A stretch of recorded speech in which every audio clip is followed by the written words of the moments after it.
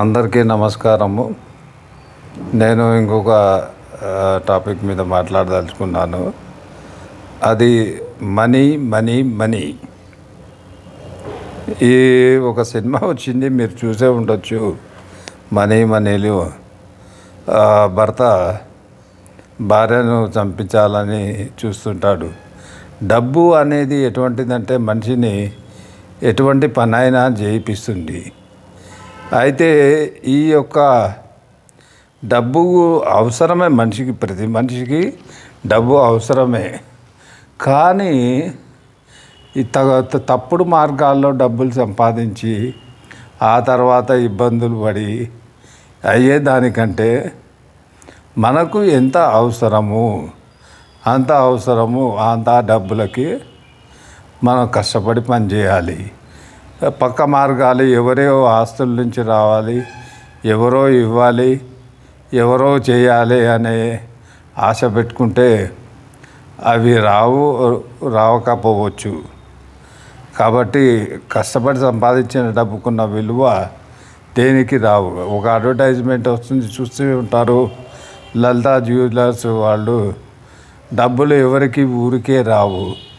కాబట్టి డబ్బులు ఎవరికి ఊరికే రావు. కాబట్టి మీరు చాలా కష్టపడాలి. యవ్వనంలో ఉన్నప్పుడు బాగా కష్టపడి మీకు ఏదైనా ఐడియా ఉంటే 35 ఏళ్ళ తర్వాత వ్యాపారం చేసే దానికి కొంత డబ్బును మిగిలించుకొని తర్వాత వ్యాపారాన్ని మొదలుపెట్టవచ్చు. అలాగే ఇంకొకటి ఏంటంటే, డబ్బు అవసరమే అనే కానీ అలాగని వీడి దగ్గర వాడి దగ్గర అప్పు చేయడం అలవాటు చేసుకుంటే అది కూడా ఒక పెద్ద ప్రమాదమే. నేను చూశాను, చాలామంది మా బంధువులు ఫాల్స్ ప్రెస్టేజ్ గురించి కారు కొనాలనో ఏదో కొనాలనో అప్పు చేసేస్తారు.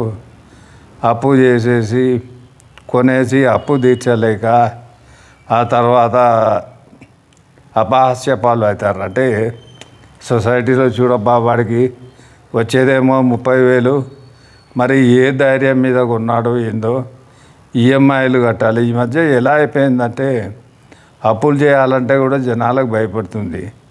ఇంకొకటి ఏంటంటే, చాలామంది పాతకాలం సామెత ఉంది ఒకటి, అప్పు లేని వాడే అత్యంత ధనవంతుడు అని.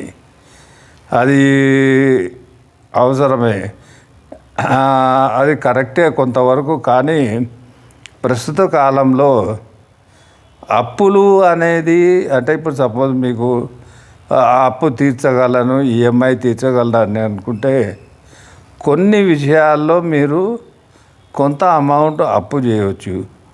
ఎప్పుడు అనారోగ్య సమస్యలు వచ్చి హాస్పిటల్లో జాయిన్ అయినప్పుడు అప్పు చేస్తే పర్వాలేదు.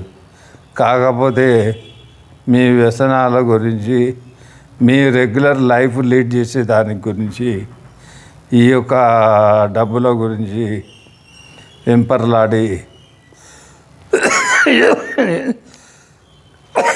ఎవరో ఇస్తారు, ఏదో చేస్తారు. ఇంకొకటి, చాలామంది ఓవర్ నైట్ రిచ్ కావాలనేసి పక్క మార్గాలు చేసి ఉద్యోగస్తులు కూడా, వ్యాపారస్తులు కూడా ఇట్లా ఇది చేసేస్తే అయిపోతుందని. ఆ తర్వాత ఏమవుతుంది, ఈ చట్టబద్ధంగా చూసుకుంటే వాళ్ళు చేసింది తప్పు, సంపాదించింది తప్పు. మొత్తం సంపాదించిన డబ్బంతా అక్రమ మార్గంలో వచ్చిందంతా పోతుంది.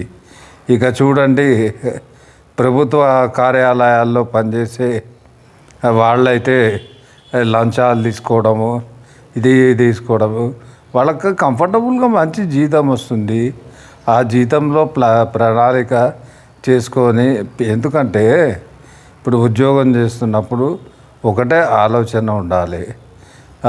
మీరు డబ్బు సంపాదించేటప్పుడు కూడా, అరే నాకు ఫ్యామిలీ ఉంది, పిల్లలు ఉన్నారు, నేను తప్పు చేస్తే, నా ఉద్యోగం పోతే, నా వ్యాపారం చెడిపోతే నా పిల్లల పరిస్థితి ఏంది అని ఒకసారి ఆలోచించాలి. మీరు చూసి ఉండొచ్చు, చాలామంది వ్యాపారస్తులు కానీ తర్వాత వేరే ఎంప్లాయీస్ కానీ వాళ్ళకు ఒక ప్రణాళిక లేకుండా డబ్బు ఎంపర్లో వెళ్ళిపోయి ఏవేవో చేసి డబ్బు సంపాదించాలనుకుంటారు. ఇది చాలా తప్పుడు పద్ధతిలో పోయి సంపాదించాలనుకోవడం ఒక గొప్ప నేరం అది నేను అనడం. ఎందుకంటే ఇప్పుడు ఆ డబ్బు వస్తుంది, మీకు ఎలాగైనా ఇన్కమ్ ట్యాక్స్ ప్రాబ్లం ఉంటుంది. సరే పోనీ మీరు ఆ ఇన్కమ్ ట్యాక్స్ లాగా పలానా సంపాదన చూపించకుండా ఆ డబ్బును మీరు ఇంట్లో ఎక్కడో దాస్తారు. మీ భార్య ఏదో చేసి ఖర్చు పెడతా ఉంటుంది. అప్పుడు అనుకుంటారు, ఏంటబ్బా వీళ్ళు ఈయన ఇట్లా చేస్తున్నాడు, పక్క దోవలు అవుతున్నాడు అని అనుకుంటారు. కాబట్టి ఒకటే ఒక విషయం ఏంటంటే డబ్బు అవసరమే, కానీ ఆ డబ్బును చాలా జాగ్రత్తగా సమాజంలో మనకు అవసరం ఎంతనో అంత సంపాదించుకోవాలి. మనకు మన నీడ్స్ అంటే మన అత్యవసరాలు ఫస్ట్ తీరాలి. అవి తీరిన తర్వాత లగ్జరీస్ గురించి ఆలోచించాలి. ఎవడో డబ్బు సంపాదిస్తున్నాడు, వాడు చూడబ్బా వాడు కార్ మెయింటైన్ చేస్తున్నాడు, వానికి బంగ్లా ఉంది అనేసి వానితో పోటీ పడి తప్పుడు మార్గాల్లో పోతే మీరే చిక్కుల్లో పడతారు. కాబట్టి డబ్బుకు విలువనియ్యండి, డబ్బును గౌరవించండి, కానీ డబ్బే సర్వస్వం అని ఇది చేయకండి.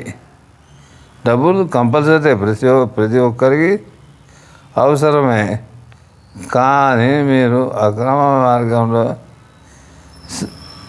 సంపాదించాలి అని అనుకుంటే మాత్రం అది తప్పు. జై హింద్, జై భారత్.